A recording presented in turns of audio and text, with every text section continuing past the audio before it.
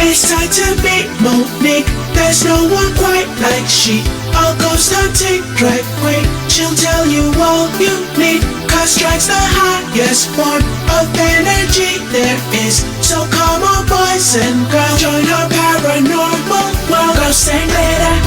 Join the ghostess with the mostest. Ghosts and glitter. Monique too soon, hope you don't scare too soon. Ghosts and glitter. Ghosts and glitter.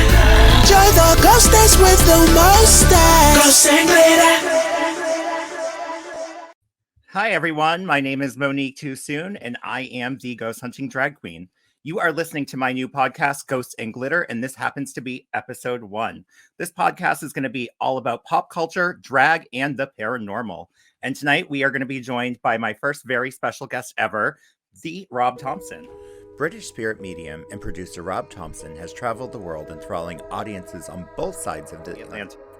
Over the last 12 years, Rob has starred on the TV show The Ghost Finders on Amazon Prime, Apple TV, and the Spirit Channel. He has also appeared on Paranormal 911 on the Travel Channel and on a new season of A Haunting on Discovery Plus. Rob and his spirit guide Josie are kind of a psychic dynamic duo, helping people on both sides of the veil find answers, comfort, and closure. A reading with celebrity spirit medium Rob Thompson is truly heartwarming, powerful, and a deeply moving experience you won't soon forget. Now, let's bring Rob Thompson on.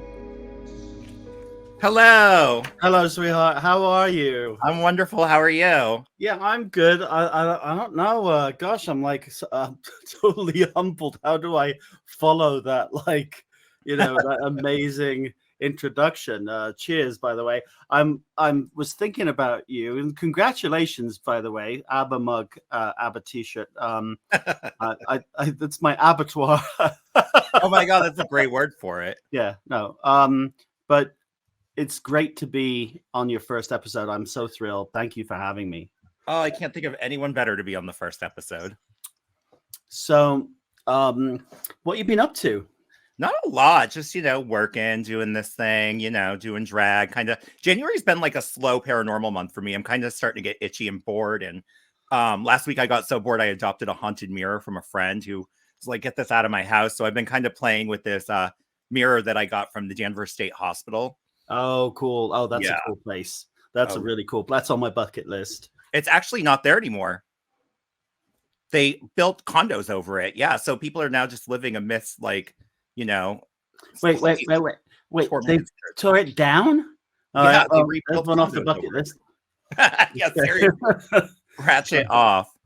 So I want to actually start out with the topic of the fireside chats that you're doing right now. I actually caught one of them the other day, and there was a verse in it where I felt like you were talking directly to me, and you had said, "You are a star, step into the spotlight where you belong." And that was really resounding with me in the moment. I was thinking about the podcast and all the stuff that's going on in my life, and legit, that little communication right there, put me right into the mood to get this going.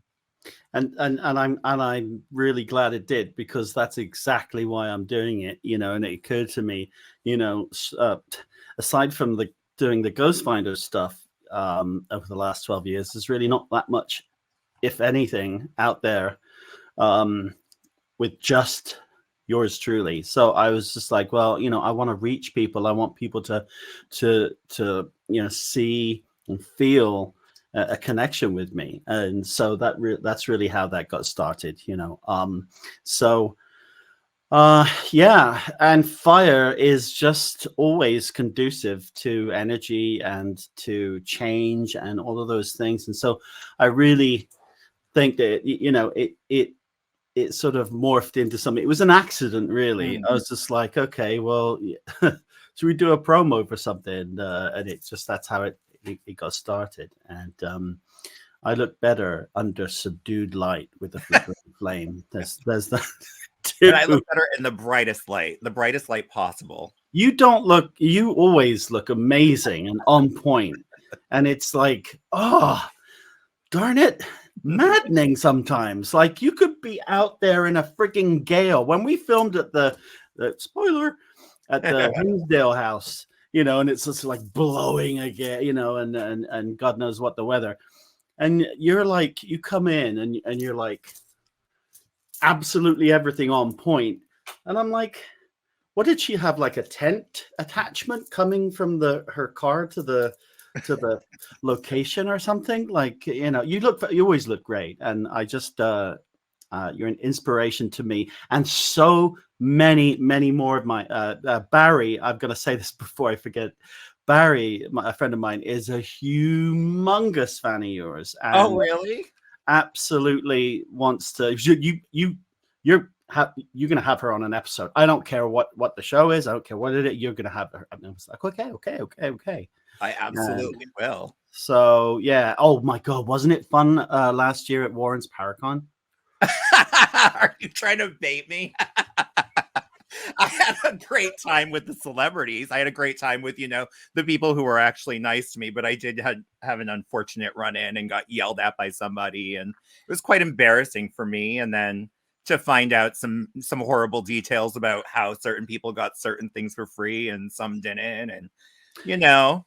Yeah, you know, so it's, you know, it's definitely you know, the entertainment business I don't need to tell you about, okay, because you're you know, a veteran. But yeah, it's a lot of things, but a level playing field it certainly isn't. And I think it's a lot more accepting nowadays than it was when I got into it in the late 1800s. Well, you're a lot younger than I thought. I'm hoping to make my big break before you know, the rheumatoid arthritis kicks in too much. You know, the thing with me is people aren't always going to be true and accepting to me. I am different. I'm not everyone's cup of tea. I am kind of like the first doing this in drag, and I think I'm, you know, the first person that is different in the paranormal world on a truly crazy scale. And you know, some people hate me, some people love me. Regardless if they want me there, I'm forcing myself in, and I'm gonna splatter glitter all over them. That's why I just had to have you on our show up there at the Hinsdale House, because it was just like, okay, I have to absolutely work with this amazing person. You're evergreen. Oh, I love that. I had the best time filming with the Ghost Finders too. Everyone was so nice. And everyone really has their very special place in that show. And I think that's what creates such a cool cast. Like everyone is completely unique and different. And does something different for the show. And that was such a privilege for me. You know, we are one of the first people to ask me to film on a show that's already been going on for a long time. And that meant a lot. That meant the world, you know, because I'm not, you know, getting that from a lot of people. It was really, the privilege was ours, you know. I was really hoping to have a good friend of mine, one of my BFFs, Tommy Donahue, there as well. But of course, you know, he had stuff already, you know, planned for that day. So, but shout out to Tommy. Oh, shout out to Tommy. Tommy's wonderful. I call him Tommy Gun. That's my nickname for him, because he's just like always there, and he's just like, boop, boop, boop, boop, boop, boop, boop, boop, boop, you know, with his niceness, with his love. And seriously, he's a fuzzy little, great big teddy bear. Yeah, he's one of the nicest people. Yeah, probably one of the most real people I've ever met too. Authenticity. Yes. Such a wonderful thing in life, and certainly in show business. That's for sure. Has he ever told you how he knows me? No. He works with my mom. Yes, he did. Yes, he did. Yes, he did.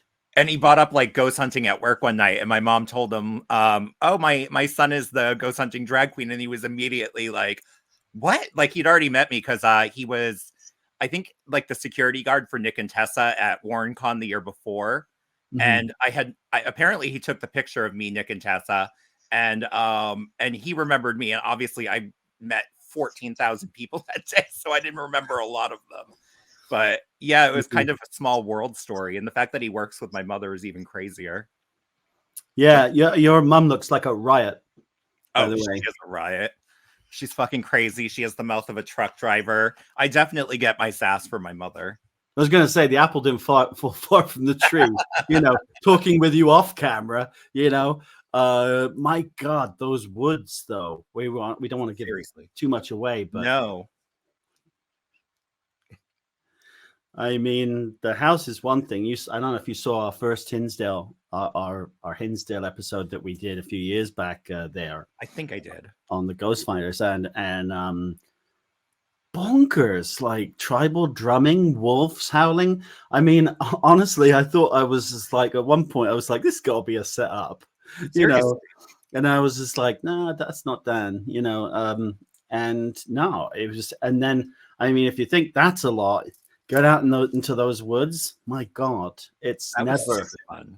it never disappoints that place. No, it was fun, but it was like equally terrifying in the moment because there was definitely a lot going on. Like, I don't want to get too far into it because I definitely want people to see that, like, for the first time in the episode. Like, that's going to be insane. Wait till you see what happens with the ice cube and the banana on the stairs. What? Oh, wasn't I supposed to say that? No, I don't even know never what the ice cube and the banana are. I'm just messing with you. Is that So British humor? sorry, yeah. Well, I'm not Anglophile. I'm sort of like, you know, American Anglophile now. So I'm like sort of halfway across the Atlantic. I'm sort of always, when I go overseas, they're like, you know, well, you got a bit of an American accent, and I'm like, well, I don't know how that could be. I've only lived for 30 years in America. You know what's really funny to me is like, so this like past 6 months or so, there was a show on HBO called Naked Attraction, which is like people dating butt naked, but it's filmed in the UK. So, but they are butt naked. You see everything. There's no secrets on the show. But I love the British accent. I love everything from this host. She's like a bisexual lady who just talks about hoo-has and deli sandwiches and all this stuff with a serious face. But one thing I never realized about the UK, and me and my husband talk about this so much, was how many different accents there are just within that continent of that country. And every time they would hear someone, they'd be like, "Oh, she's from the South," and they'd be like all judgy. They'd be like, "How can they tell that she's from the South? This guy's from the North." And then, you know, and then I never even knew that. Oh yeah, there were yeah. other like different kind of communities within the UK as well. Like, I didn't realize that Scotland was on the same continent. I always thought it was a separate island. Yeah, I mean, you know, if it depends. You know, if you ask a Scot, is Scotland a country? They'll tell you, you know, absolutely. You know, Scottish passport, it's harder to find. I mean, Welsh passport, same thing. I'm not going to get into any of that because yeah, but yeah, I mean, there are people. I remember I used to work at Lord's Cricket Ground, all right, at the Oval cricket ground, and in the bar, and there was this guy called Jimmy, and he was from Glasgow, and it was my first day, and I'm like, okay, I'm nervous as hell because, you know, there's famous people, you know, watch cricket's a big deal, you know, it's like you know, it's like baseball, but strange. Anyway, is the bat flat? Is that cricket? It's the flat thing, and it's all very laid back. You know, it's like not so much of a sport because there's not really running so much involved. It's really sort of a lazy sport where you can wear a cardigan and, you know, or you know, the white, you know, everything, and yeah, a bit like golf. Okay. Now I'm in trouble. So I'm there, and it's my first day, and he's like, "Hey, Rob, here's what's happened? I'm attacking you. You have something I can hear done too. And they say, "My car in the ball. Here's you like my in on the other side." And there's something I can tell them on the ice machine. Also, you know, and I'm like, yeah, I caught like 4 words. I got ice machine, I got barrel, I got, you know, but it's the Geordie accents. Yeah, Geordie, yes. down for the other side, a couple of pints, you know, like that. But yeah, and if you go down to the West Country where I'm from, if I was talking indigenously, then I would be talking West Country language. So everyone I know, when I go back home, all right then, Rob, how are you doing then? All right, my lover?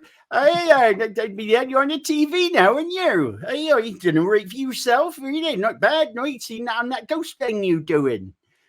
You know? No one. I could listen to a British accent all day. I would have so much fun in the UK.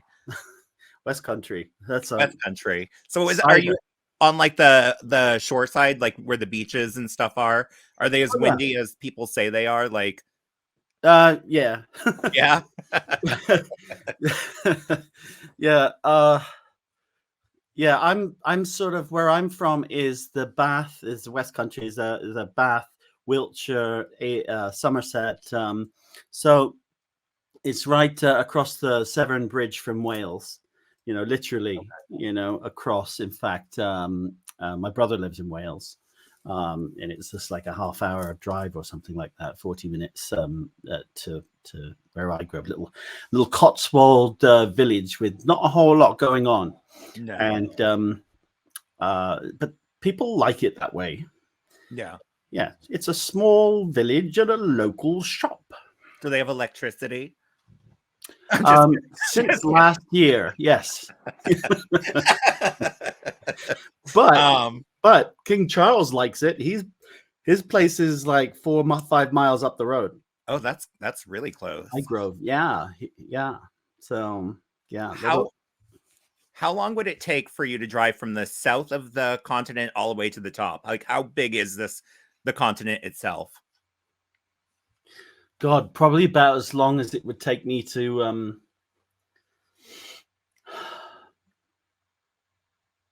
let's see. It's from the furthest. So from Cornwall, from Penzance, Cornwall, to John O'Groats. I mean, it might. I'm gonna take a guess at 10 hours, maybe. Okay, so it's fairly small, but that's a decent size. Yeah.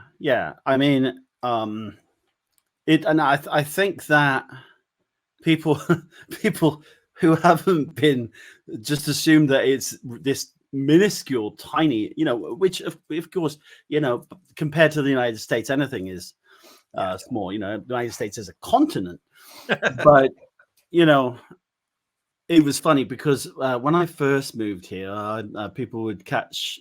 I think I had probably a bit more of an English accent, and they would catch me and they'd be like, "Oh, you're from England? My son Brian has lived over there doing his exchange at the university. You might know him, and he lives. He's got a little terrier, and he lives above the train station in London." Your face. And I'm like, how do you tell someone there are 425 train stations in 13 million people living in London? I just said, "No, you know what? I worked overtime a lot." Yeah, but trying not to be bloody rude. Yeah.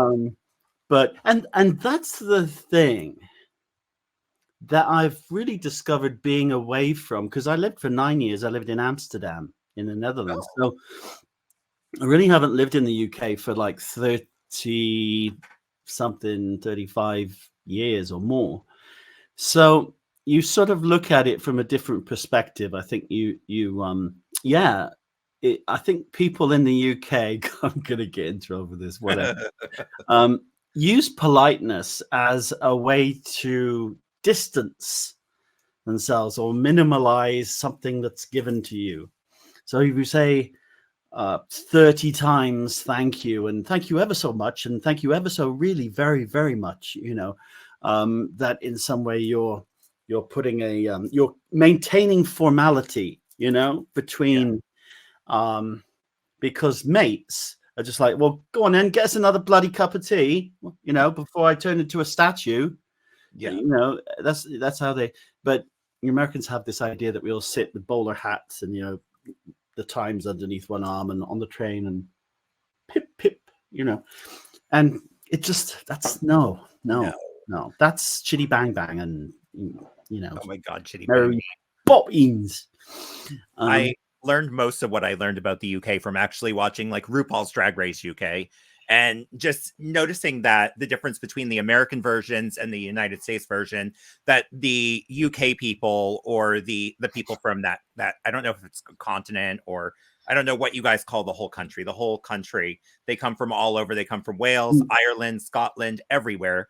It's the United Kingdom of Great Britain and Northern Ireland. Okay, United Kingdom of Great Britain and Northern Ireland, which comprises Northern Ireland, Scotland, Wales, England, and all the little island bits around. One cool thing I noticed about the UK drag queens versus like the United States drag queens, they're judged a little less harshly because I feel like they're like a couple of minutes behind the United States queens, but they're way further ahead when it comes to like shows like Broadway stuff. They're very musically inclined. They do a lot of like a lot of the queens out there do 4-hour long shows, you know, by themselves and perform like 40 numbers. I'm like, I can do 2 numbers and then I'm sweated out of my outfit. Like no more than that. Like they work really hard in the UK. I don't work that hard. That's a heck of a lot of, I mean, when you consider they're like what, 2 hours in makeup or more, 3 hours. No, I just how long an hour maybe. Are you okay? Because I thought one time you told me that you were like a couple hours putting everything on with hips and corsets and pads, with all the trimming.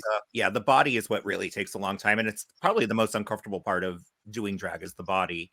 But I kind of took away the body when I started ghost hunting in drag.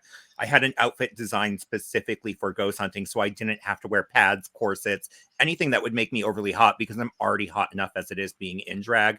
Never mind throwing on like a size, 4X ass. I don't need to have, all these hot pads on me.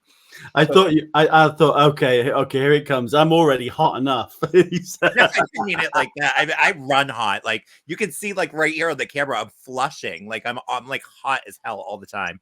And like typically when I start filming something, that's when I start to get hotter because I know there's cameras on me and I know I have to like watch myself a little bit because I tend to be very unfiltered and censored when I'm talking. Yeah, I can relate. Yeah. But so how, like, oh well, I guess you should be asking me the question. Yeah. Okay. So when is Fireside Messages airing? Is that every single week? It's like right now it's kind of a bit random. So sort of like twice. We're trying to do a couple a week. But we've been for the last couple weeks we've been also wrestling a deadline with a new episode of the Ghost Finders, which is all hands on deck. So when I'm not doing that or doing dad stuff, I'm also there are two new projects that I'm involved with that I'm going to be talking about. One will be in the middle of spring. I'll be announcing, and then a tour that I'm putting together with a very good friend of mine. And if that weren't enough, then I'm also coming out with a book coming August. So we're so once a week I do a few hours of working on that with my biographer, and so I'm staying busy. You gotta stay busy, keep on moving. I feel like everyone has a book now. I need a book. Well, it's if anyone needs to write a book, my God. Oh my God, the stories alone. I can only imagine. It would be a bad book. It would have to be like in a special store. It would have an asbestos cover. Yours. Oh, it's poisonous. Yeah. Oh, well, okay. All right. Well, all right. No, I had to make it a sad thing, asbestos. Yeah, you have to. Yeah, no, that's going to be out in August. And it's very raw. Oh, good. It's just very it's just what happened and who affected me by name, how they affected me, just the places, the travel. I've notched up quite a bit of travel over the years, and really just how, being a late starter to television really, influenced me, I think, for the better, because maturity wise, I think that really was something that I wouldn't have been able to grasp at an earlier age, Yeah. So, and just the whole thing of being affected by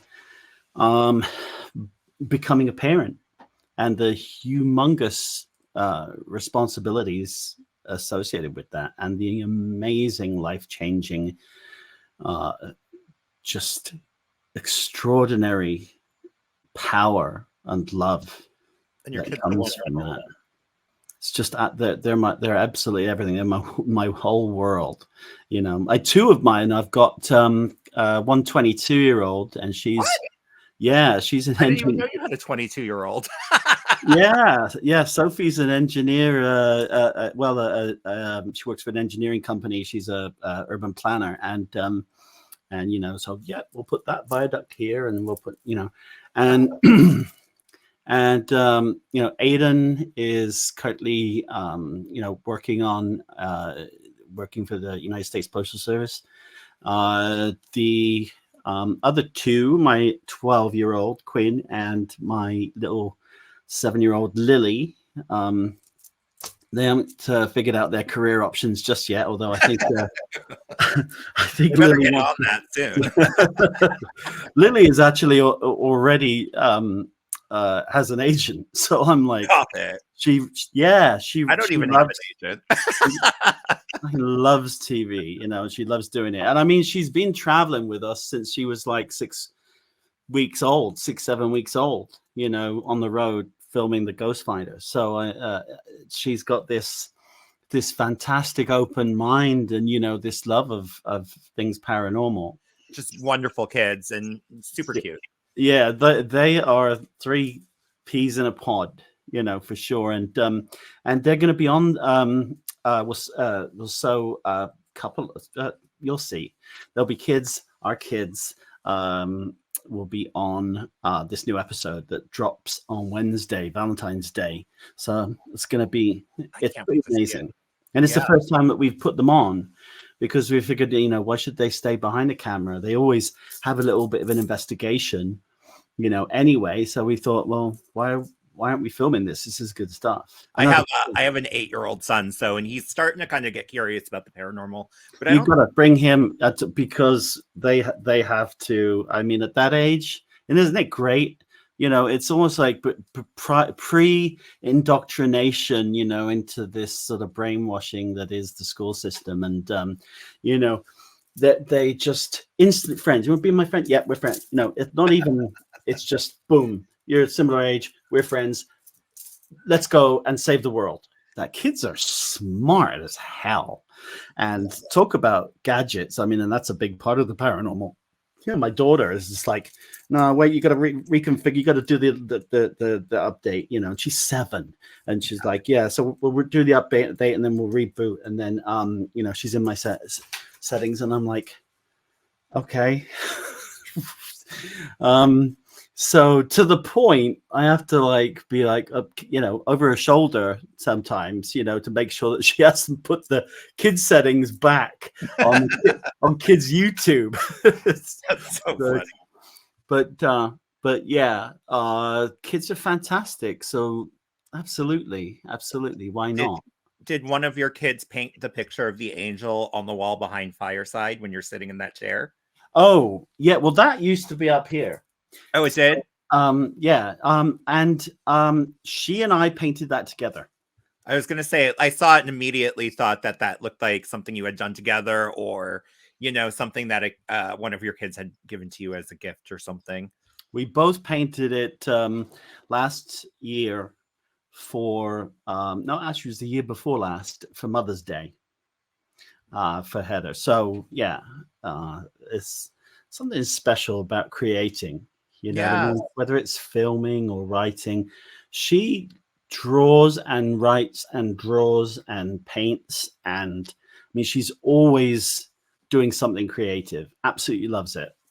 Yeah. So Definitely going to be a little artist. She is got a great personality. So thank goodness she's got her mom's looks too. So when you're not ghost hunting, what are you binge watching? Well, it's kind of sad, really. Oh, no, here we go. What? It's sad. Why is it sad? Because God, the only thing I've been, when I watch TV, like when my son, the only thing he'll watch is like when he's not gaming or doing his homework or whatever, is The Simpsons. So I'm like $20 a month for Disney Channel, or just to watch The Simpsons. We binge watch it together for hours, and I just love that show. For 150 years. Yeah. But like, honestly, other than that, I mean, I'm a big trekker. So okay. I mean, I watched all of the not really, I was never really big into Deep Space Nine. It was really the classic Star Trek, and then you know, The Next Generation, you know, make it so. Did all that. And it got kind of disconnected between the other stuff a little bit here and there. But when Star Trek Strange New Worlds came on, and when I met Anson Mount in person at a con that we were at in Silicon Valley Comic Con a few years back, and we were on the same billing as Anson Mount. I mean, that's just stupid. And that was it. I was just like, wow. And it is as good as all the hype, better. So I think there's so much Star Trek stuff too. Oh, there is. And they're actually filming, I think, their third or fourth season as we speak, you know. So yeah. So a friend of mine's working on that. And so he's always just like, you know, like he texts from you know, from set. Hey, Burbank. Film in outer space. They actually do not. I'm just kidding. Which was such a shock to me. Yeah. Because the graphics are so good sometimes you feel like they are. And when someone gets shot, they like die, they aren't really dead. Ever? I mean, it's crazy. Yeah. See, I'm not a Star Trek-y person. I'm definitely into like a lot of nerdy stuff, but Star Trek was one of those things that I never grabbed onto. What is your nerdy thing? What is your nerdy itch that you scratch? Oh God, I'm a video gamer. I could play video games all day. Like that's just something I grew up with. I also grew up on like Buffy the Vampire Slayer, which I would consider as kind of nerdy. I do like sci-fi, like the alien stuff. Star Trek for some reason for me was just never, I don't know. It just never did it for me. Maybe you should boldly go and you know, make it so. And well, you know, how very un-alien of you. So I well, what about Doctor Who? Doctor Who, I have seen some of, but that is not something that's always available for me to watch in the United States. You know, you have to actually look for it.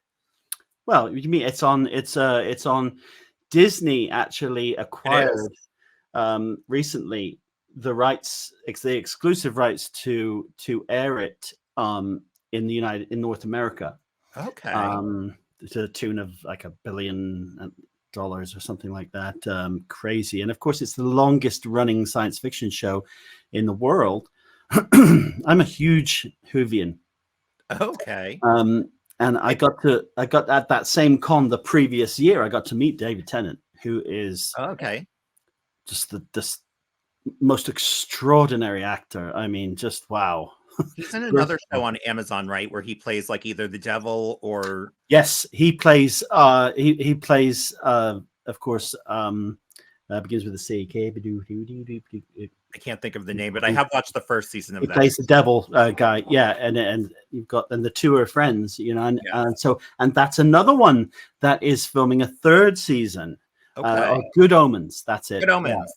Yeah. And yeah, it was crazy. So I was in the green room, and my friend, who was the event coordinator, like the top dog, she's like, "Well, we'll have to get you in together with David, you know, and make sure you answer your phone." And she calls me up. She's like, "Get down to C32, go take the lift." And then I'm like, "Oh, you know," rushing down there.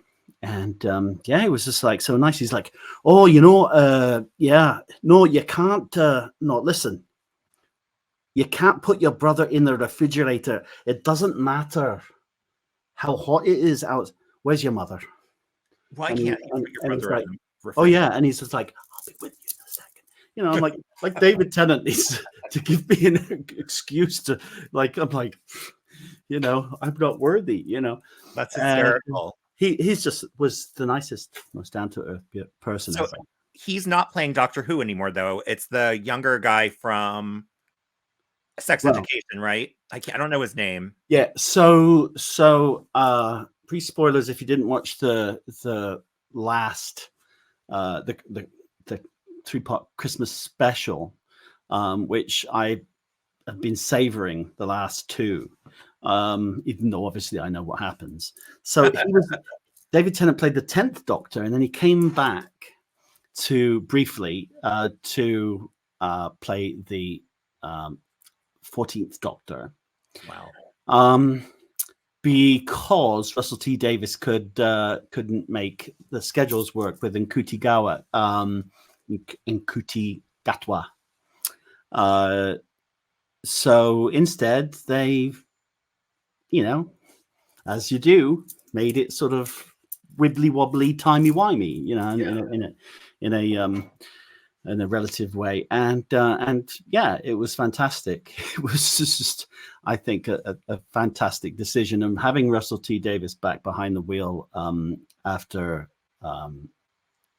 basically he's the one that single-handedly made it the biggest success it's ever been commercially. It was just a no-brainer. So, but all that's produced in Cardiff. They have a literally a whole gigantic complex in Cardiff that is devoted to only the production of Doctor Who. So yeah, I bet that set's really cool. There's actually a United States drag queen playing the villain on the new season of Doctor Who too. Jinx Monsoon from she actually won Drag Race twice. She won her original season, and then she won Drag Race All Stars Winners. So, wow. Yeah, and now she's the villain in the new Doctor Who season. I don't know what character she plays or anything. I just know that she's the villain. That's fantastic. See, that's fantastic. And you know, so that's. I mean, you know, my passion-wise, you know, Doctor Who is really sort of all of it. You know, when my friends see me on set or at Christmas, or the people I only see every now and then, you know, they're like, I'll either get something ABBA or I'll get something Viking, because that's kind of my heritage, and or Doctor Who. And if you don't get me anything of those 3 things, then you don't know bloody anything about me. Just get me a bloody cup of tea and a slice of cake, and we'll be Bob's your uncle. Well, I was just going to ask for the next question. What is your guilty pleasure? My guilt. Is it cake? Well, you just said cake and tea, but I don't know if that's your guilty pleasure. Mine's certainly food. Let's say it's food. Yes, cake. Yes.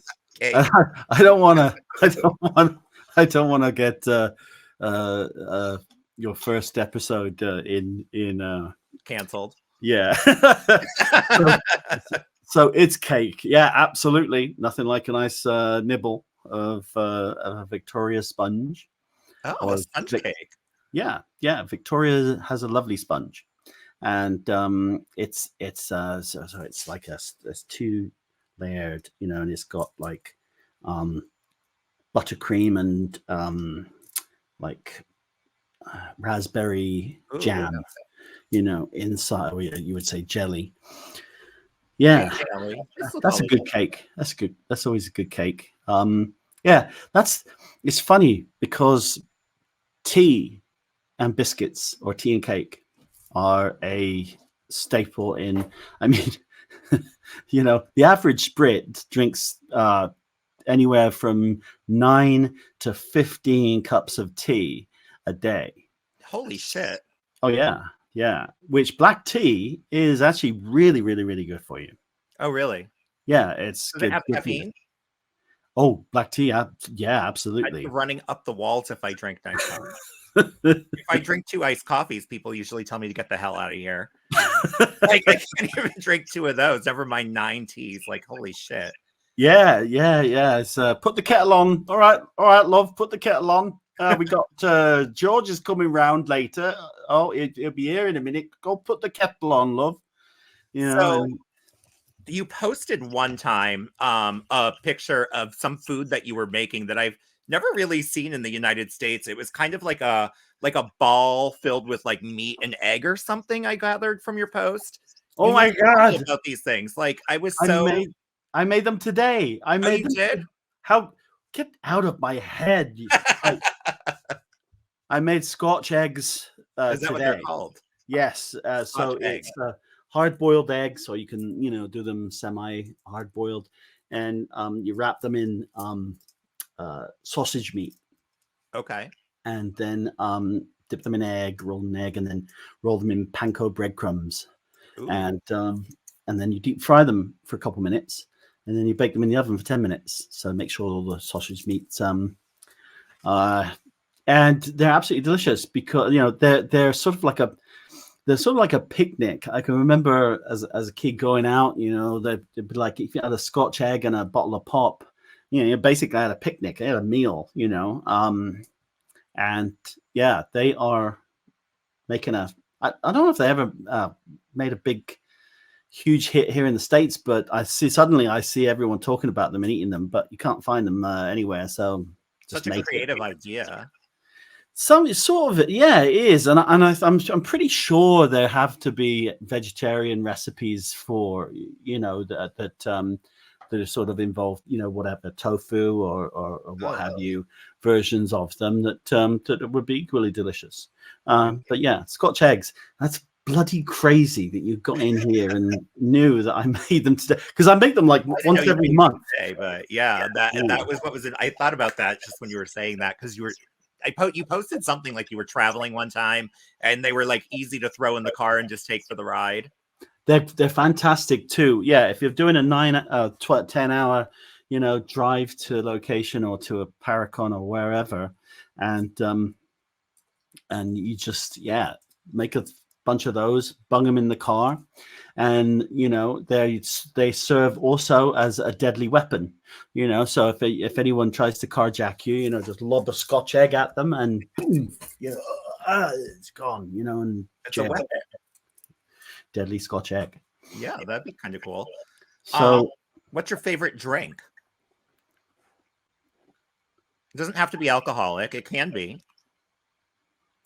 Well, I do like me a drop of single malt whiskey. Okay. Do you have a specific brand? Yeah.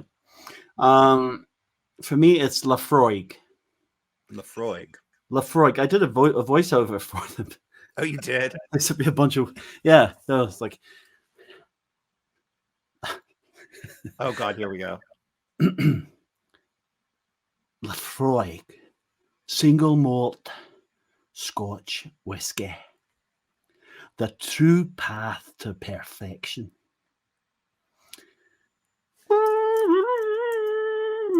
Bagpipes on the town, and it's smoky peaty sort of, and it's up in the Orkney Islands sort of, and it's they basically take the peat from the shores, and then they smoke the barrels, Oh, okay. and then you've got this like smoky peaty. Should try it. I'll buy it. You know what? When we see each other next is whenever that is going to be, one of these cons coming up. I'll buy you a double shot of Lafroig. You'll like it. It's heathery, sweet honey, and I'm not being paid for this promotion message. I do like whiskey. I tend to like get whiskey or like mix it with ginger ale. I have a hard time with straight liquor sometimes. This is more of a sipping experience. I mean, you'd be struck with down with lightning if you put Coke or ginger ale in it. I think, but yeah, I mean, if the doers, you know, yeah, I don't really drink. I don't go anywhere to drink if it's anywhere. It's the night before con, you know, a couple, and like we went out for a few drinks. Together, and you know, it's just you at Mohegan. Yeah, I'm no spring chicken, you know, so it's like I don't want to wake up in the morning, you know, and have to do a gallery reading or whatever and feel like shit, you know, because the one spirits will stop the other spirits coming through. Absolutely, that's never a good idea. I was hungover last year at the Paracon because I didn't realize the next morning getting up was going to be hard after drinking dirty martinis all night. So this year I definitely kept myself under control. And this year, of course, it's at Gettysburg. Oh yeah, I won't be able to go. What?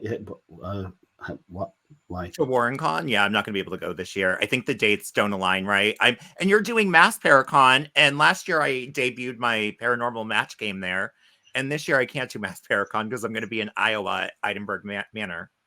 That's right. I am. Well, you know what? So we're busy people, you know, but that's a good thing, right? Yeah. I'll never complain about that. So if people want to find out about your events, where should they go to? MoniqueTooSoon.com. MoniqueTooSoon.com. And what about Are you interviewing me again? Yeah, I thought. Well, I want to thank you for coming on the show. All right. Really been fantastic. I know I speak for everyone out there, and you know, it's been really great. No, but but seriously, it's there were a couple. You're doing I noticed that you are doing Wilson Castle, which I love that place, by the way. Have you been? We did an episode of the Ghost Finders there about 5 years ago, 6 years ago. Okay.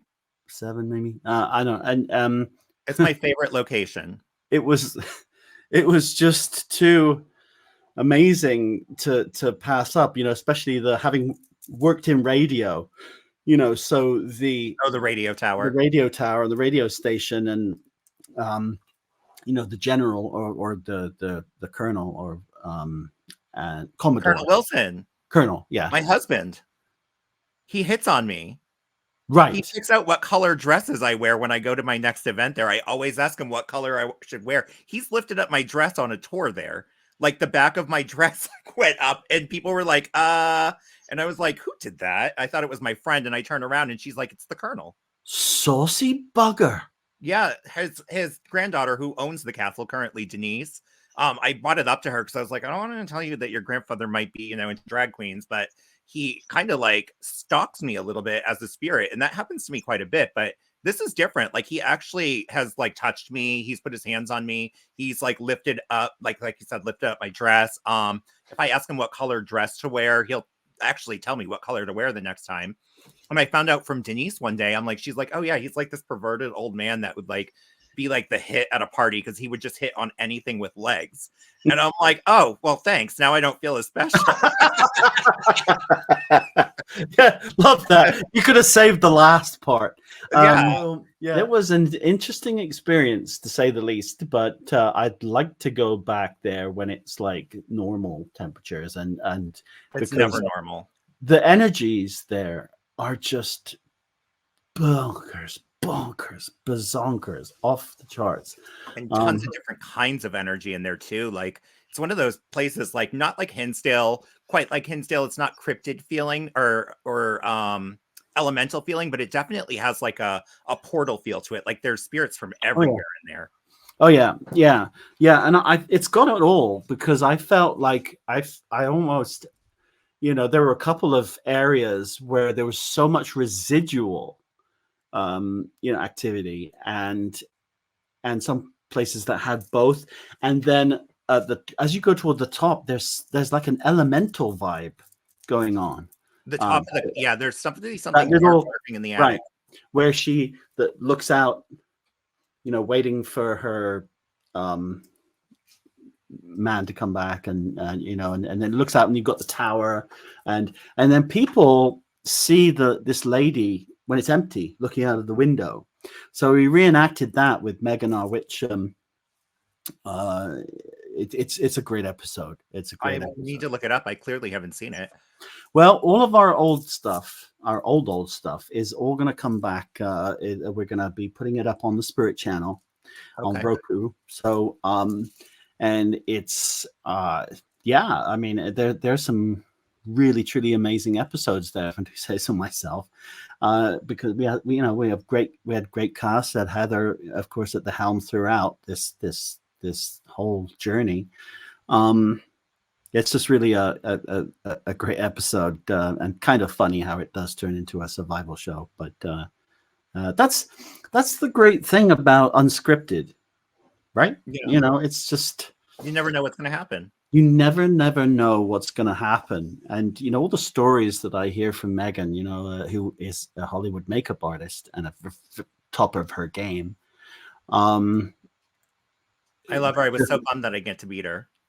Oh my God. It's like she could hang out with her and just make yourself comfortable and let her talk, because the stories, I mean, and it just, obviously, I mean, she's met so many celebrities and worked with so many fantastic people in front of and behind the camera, so she's forged relationships with people that, Joe Schmo, you and I wouldn't comprehend, right. But like, you wouldn't know it either. She's very down to earth. So she's really been the jewel in the crown of the show over the years, and our longest cast member. Well, hopefully I'll get invited back and I'll get to meet her that time. Oh, you will. You will. You'll meet her for sure. Definitely. We'll make sure. So we are getting at the end of our time, and I want to make sure that you do give some time to tell us everywhere we can find your events, what's coming from Ghost Finders. Give me some dates. Give me all your info. Where can we find Rob Thompson? So Rob Thompson, Spirit Medium. All of my events and all of the stuff that I've got going on is to be found on my Facebook page as Rob Thompson Spirit Medium. It's kind of a long one, really. So it's at Rob Thompson Spirit Medium. But the easiest is to go to spiritmedium.com. And there'll be all the events I'm going to be doing this year. And there'll be news and how you can book a reading, because I love doing Zoom readings. Obviously, I like even better meeting people in person at events. But there will be a tour that is not part of other events, and the tour's in itself self-standing tour coming up, which we're going to be announcing in the next few weeks. And so we're going to do that. I think I'm doing about 5 events so far. I'm booked for this year. Other than that, not a whole lot of time to do those events because of other projects going on. But yeah, so that's how they can find me. And of course, on the Ghost Finders, Wednesday, Valentine's Day, is part 2 of our Louisiana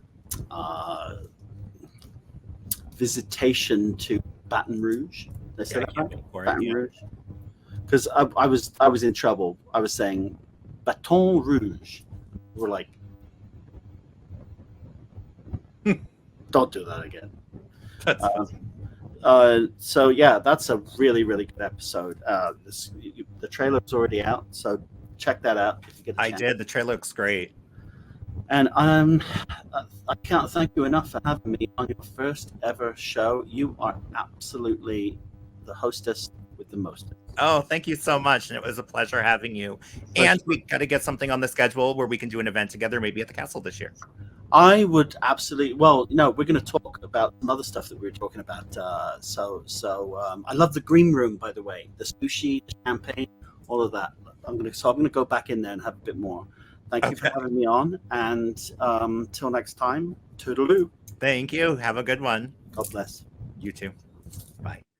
Thank you, everyone, for tuning in to that first episode of Ghosts and Glitter. That was medium Rob Thompson. And my name is Monique Too Soon, and we'll see you next time. It's time to meet Monique. There's no one quite like she. A ghost hunting drag queen. She'll tell you all you need.